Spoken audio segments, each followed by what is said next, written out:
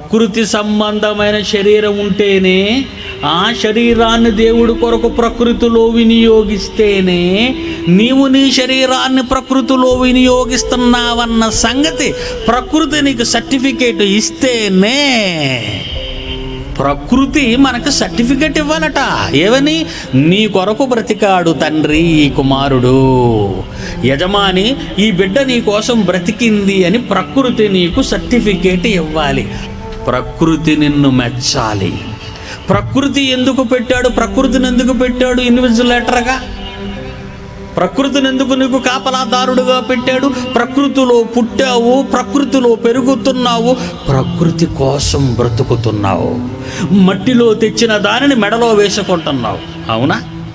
మట్టిలో ఉన్న వాటిని పూజిస్తున్నావు, మట్టి నుండి వచ్చిన దానిని ఆరాధిస్తున్నావు, మట్టి నుండి వచ్చిన వాటి కొరకు తిరుగులాడుతున్నావు. అప్పుడే ప్రకృతి నీకేమిస్తుంది? వీడొక దరిద్రుడు అని సర్టిఫికెట్. మీకు అర్థమైందా?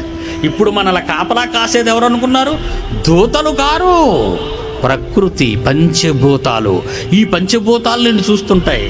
ఏమని చేస్తావు? ఉదయం నుంచి ఏం చేస్తున్నావు? నువ్వు ఏం చేస్తున్నావు?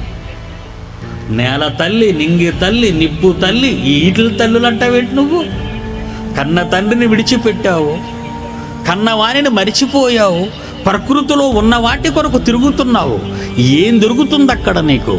ఏం కావాలి నీకు అక్కడ?